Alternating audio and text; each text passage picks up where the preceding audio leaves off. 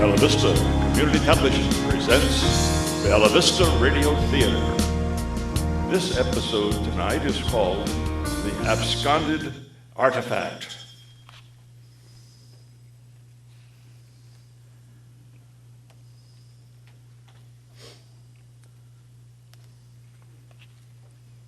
Our story takes place in a quiet English country manor, and the year is 1910.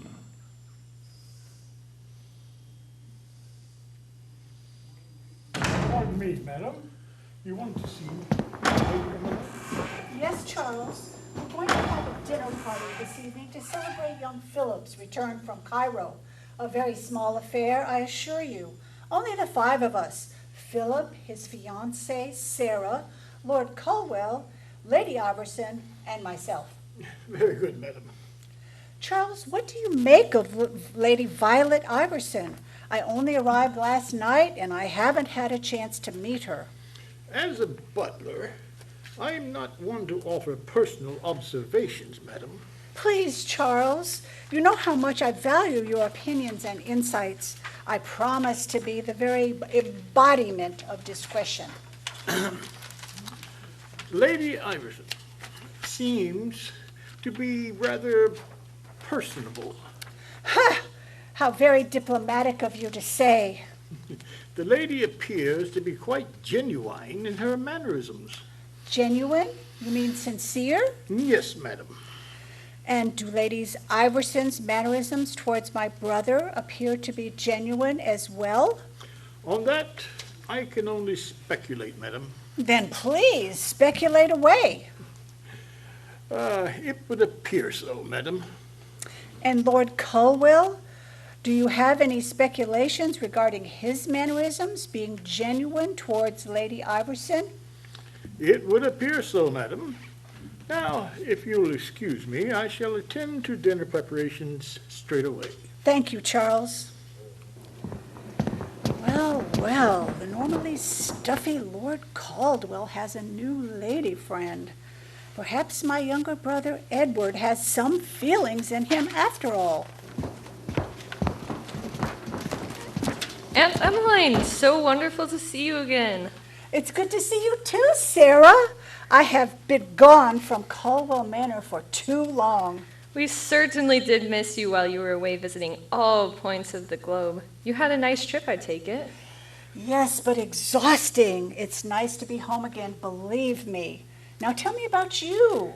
How are the wedding plans going, child? Oh, Aunt Emmeline. May I call you Aunt Emmeline? Certainly. After all, we're practically family. Wonderful. Well, we have the church reserved for that day, and of course the reception will be held here at Colwell Manor. Well, this place is certainly roomy enough. Are you nervous? Not yet, just exhausted with Philip being away and all.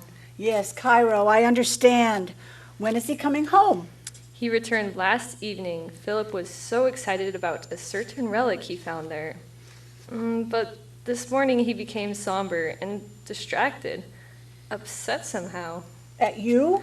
I don't know, I don't think so. Oh, Philip will be so happy to see you, and his father also. Have you seen Lord Colwell yet this morning? Not yet. I hope he doesn't mind my taking over plans for the dinner tonight. I'm sure he won't. Lord Colwell is not much for orchestrating dinner parties. What about Lady Iverson? Oh, you heard about Violet? Violet, is it? My, you certainly have become quite friendly with the woman in such a short time. She is a very sweet lady, very clever and wise, and yet amusing and fun to be with. I like her very much. Who knows? Perhaps there may be wedding bells in her future as well. Ooh, that's serious, is it? Not really, but they get along so well together, and she does make Lord Colwell very happy. I'm glad. Violet also shares great interest Lord Colwell's fascination in rare Egyptian artifacts. She knows almost as much about ancient history as he does, perhaps more. Violet is quite brilliant in that area, actually. They talk for hours and hours about history and relics and archaeological exploration. I believe that was what initially brought them together, their passion for ancient artifacts. Perhaps those two may go on a dig to the deserts of Egypt one day. It would be nice for them to go together and not have Philip traversing in the globe in search of dusty old relics for his father. Allowing the boy to settle down with his new bride? Exactly. I'm curious, Lady Iverson, do you sense that she has any feelings for my brother Edward? I see you're wondering if her fascination with the man is purely on an intellectual level. I merely want the best for my brother, you understand. I believe Violet is the best thing to happen to Lord Colwell. She's witty, intelligent, beautiful, and charming, and her intentions towards him appear to be quite... Genuine. Exactly. Oh. I can see he likes her too. You can tell by the way he behaves around her. It is very endearing and sweet. That makes me happy to know, dear. I should hope to meet with my brother before Charles, the butler, begins preparations for dinner, in case Edward has other plans for this evening. You wait right here while I go fetch him. Thank you, Sarah. Seems Lady Iverson may become a permanent fixture here in Colwell Manor after all.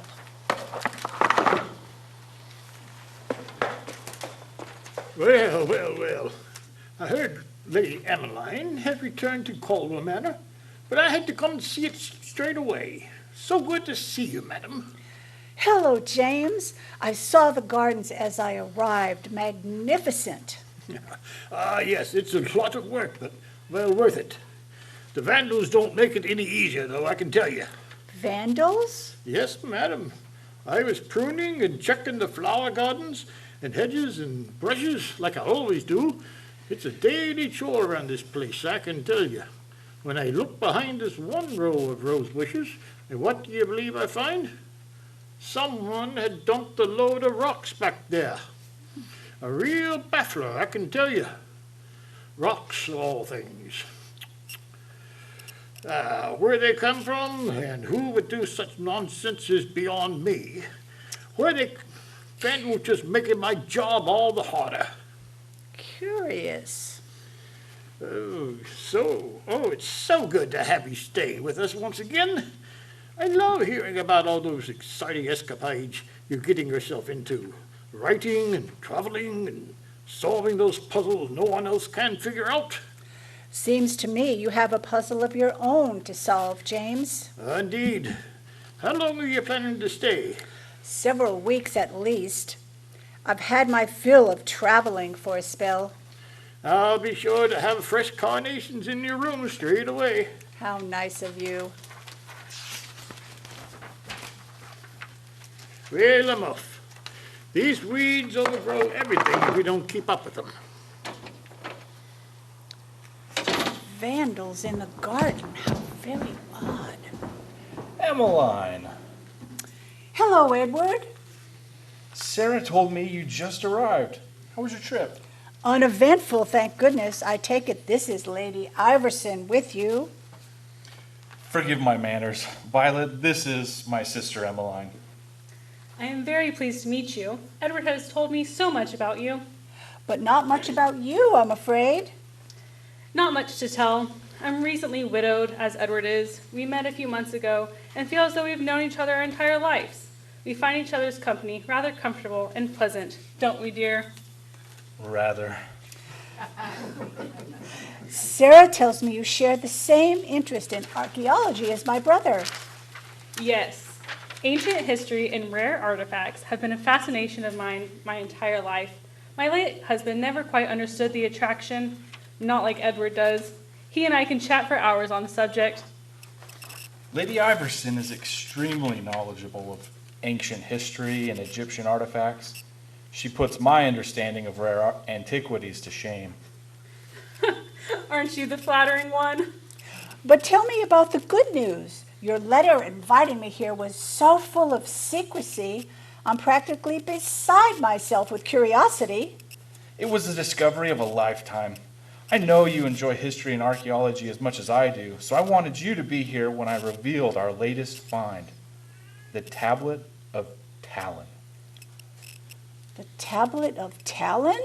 A stone tablet created by the Egyptian priestess Talon centuries before most known writings, its syntax and language all on its own, predating hieroglyphics. Absolutely priceless. You say you actually found it? Not I, Philip, on his trip to Cairo. He said he discovered it in an out-of-the-way curiosity shop of all places. The man had it in an old chest and only kept it because it looked strange and unusual. Unusual does not begin to describe such a discovery. Oh, to think I nearly held it in these very hands. Nearly? After Philip arrived last night, he discovered it was missing from his luggage. Missing? Missing, stolen, lost, who knows what. Oh, I feel so terrible for him. For Philip? Yes, I was going to give him full credit of the discovery. I'm old and have plenty of relics credited to my name. I felt it was time the boy accepted some credit for his discovery. Lord knows he's worked hard enough for it. I notified the papers and told them of this incredible find. He should have seen Philip's face when I informed him that he'd be the one taking the credit. We were supposed to unveil it to the academic world tomorrow, but now... I'm so sorry. Perhaps we can notify the police. The police? What do they care? To them, it's simply a worthless lump of dried mud. And what will the papers say if they ever got wind of this? World-famous Egyptologist misplaces mystery stone. No. Much too embarrassing. I'm so sorry. I hope this doesn't put a damper on our dinner plans this evening. I took the liberty of discussing the menu with Charles, the butler. Oh my, I'm glad you did. Edward and I were having a stroll through the garden and completely lost track of time. Then it's all right with you if I take over the household duties while I'm here? I don't mind in the least. I'm not the lady of the manor, you know. At least not yet. Yes, well, I suppose we should go change for dinner. Shall we, Violet, my dear? Let's take a short stroll through the arboretum first. James the gardener has simply outdone himself there. Whatever you say, my dear. Sarah was right. She is quite charming, and I can see she makes Edward very happy. Aunt Emmeline, so wonderful to see you. You had a nice trip, I take it? Yes, but I'm so sorry to hear of your loss. My loss? The Tablet of Talon. Why am I not surprised that you already know all the comings and goings of Colwell Manor after only being here a single night? You don't sound very upset about it. Upset? Of course I'm upset. I mean, who wouldn't be? It was the find of a lifetime. Something no one had ever discovered before. Now it's gone and there isn't a whole lot anyone can do about it. So that's why you were so somber and distracted towards Sarah this morning. Yes, I didn't want to concern her with my worries. Tell me what happened. I found the tablet in an old curiosity shop in Cairo. The owner kept it because it had some unusual writings on it.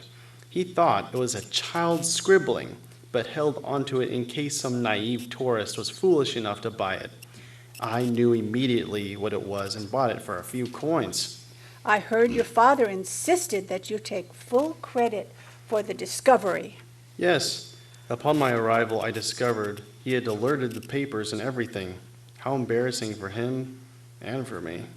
You can't blame Edward for being proud of his son's moment of glory. I suppose not, but it made me nervous.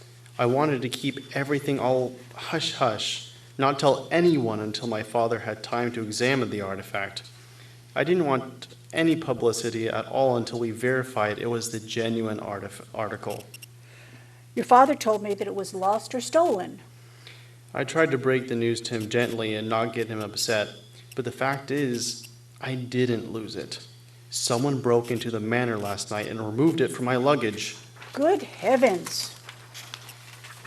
Yes, stolen right from under our noses in this very house. I left my valise containing the stone in my room while I reacquainted myself with my fiancée. I had been gone a very long time, you understand? Of course, dear. No one can blame you for wanting to spend that time with your intended bride and not think of a dusty old stone at a time like that. But I should have kept closer tabs on it.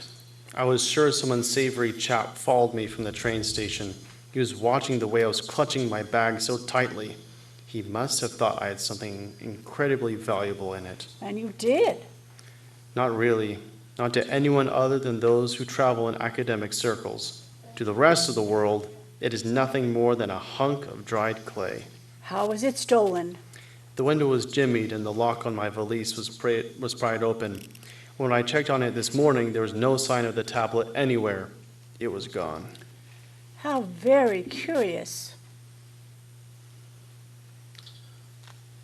We will return to Bella Vista Radio Theater's presentation of the Absconded Artifact after these messages.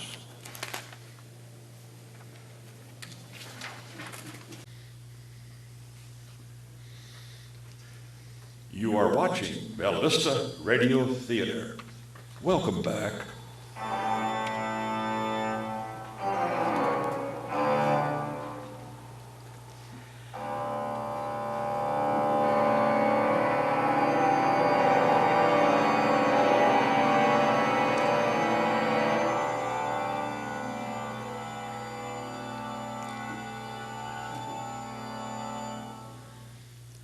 Do me a favor, will you, Philip?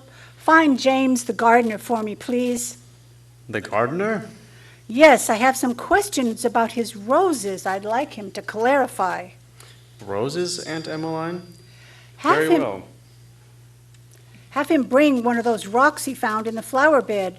I would very much like to see it. If you insist. Then go get yourself cleaned up for dinner.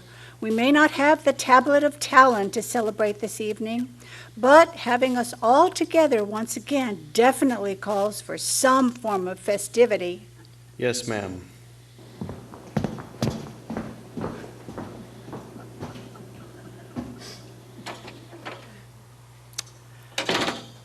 I'm beginning to think there is more to this simple burglary than meets the eye.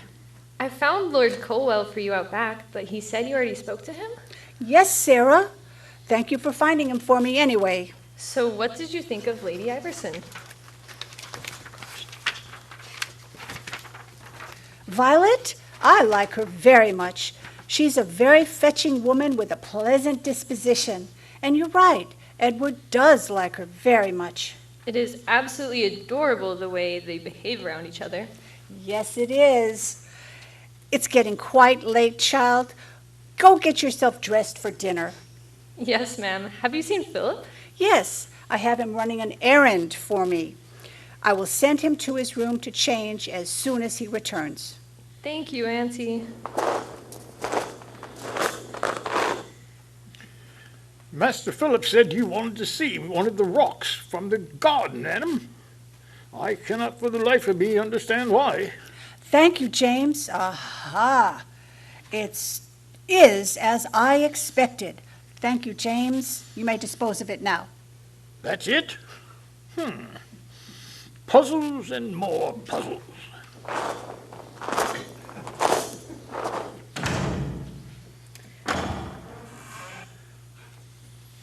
Not dressed for dinner yet, Lady Emmeline?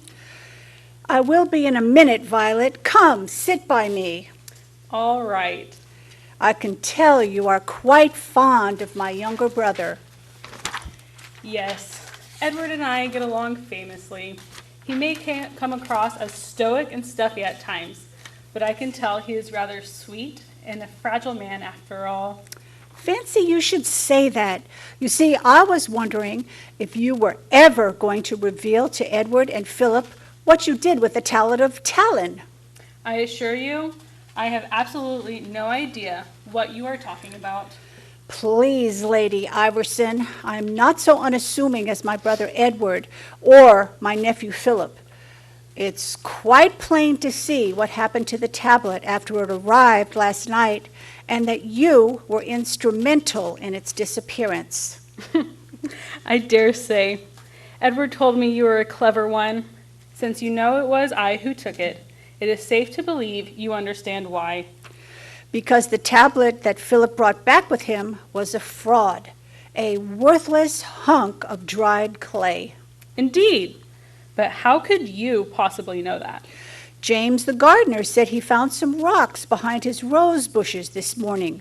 I deduced it was the remnants of that phony relic. You smashed the tablet outside Philip's windows and hid the pieces in the rose bushes. Very clever.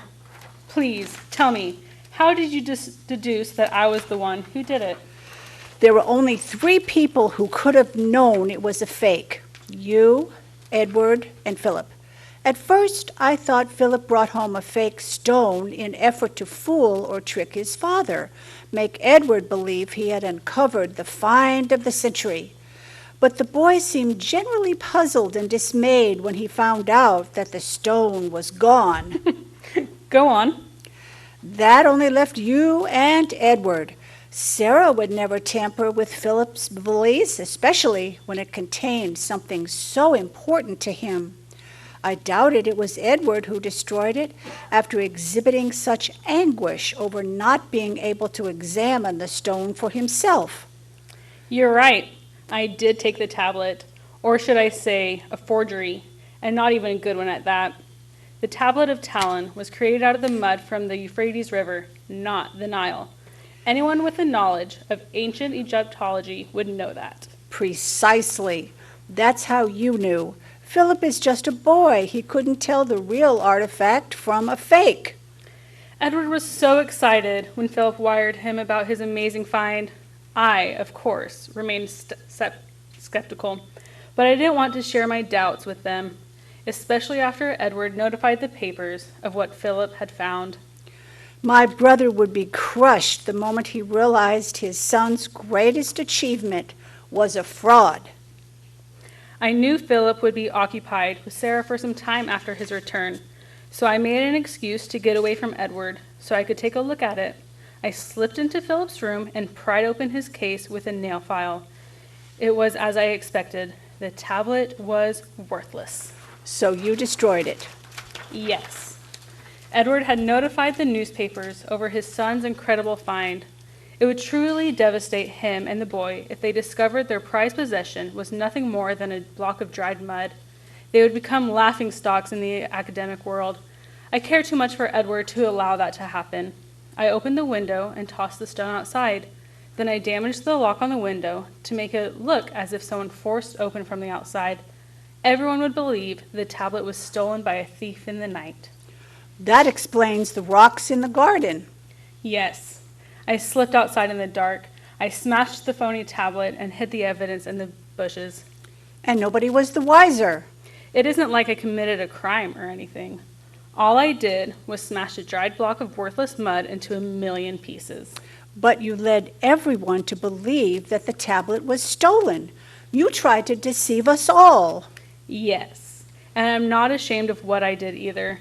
I never intend to tell Philip and Edward of this little deception.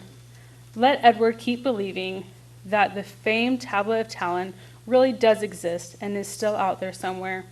An old man needs to have dreams to hold on to, you know? I suppose you are right. You don't hate me for what I did? Of course not, dear. What you did out of love. I cannot fault you for that.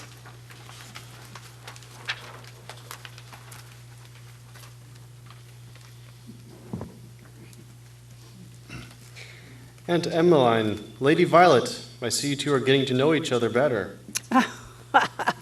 I think we're getting to know each other quite well. And I can see that your aunt and I are going to be good friends. We both have our men's best interests at heart.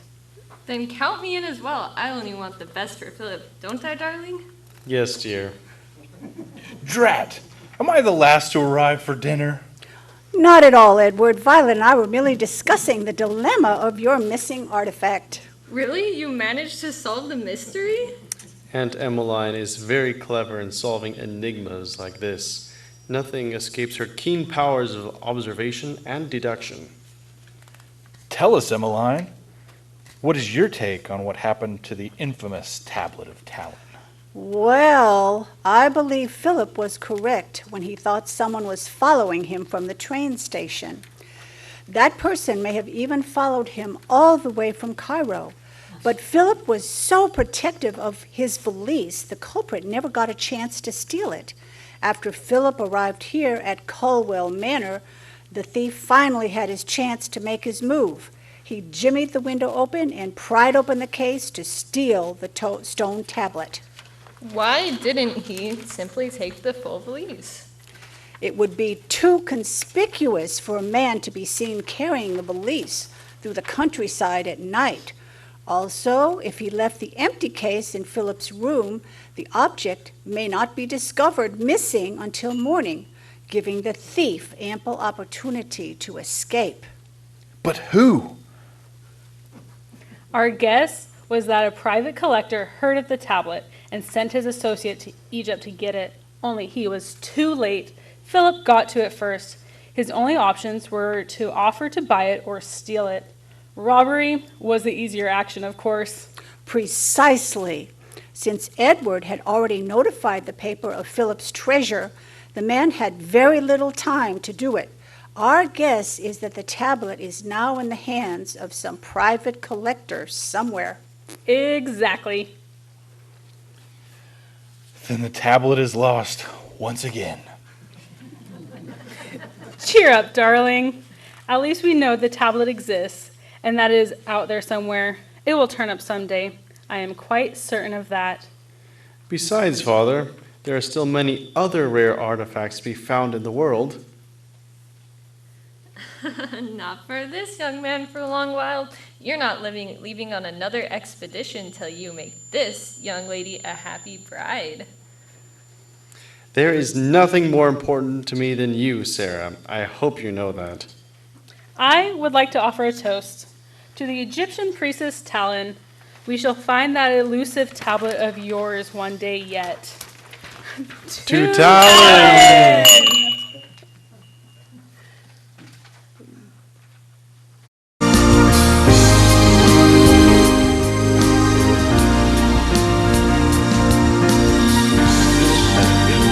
Vista Radio Theater's presentation of the Absconded Artifact. Female voices provided by Nancy Noyes, Marcy Davidson, and Jackie Sadler. The male voices were provided by Devin Johnson, Sullivan Nix, and Michael Cooper. Music and sound effects were by Steve Little and Michael Hooper. And the story by Mike Cleary.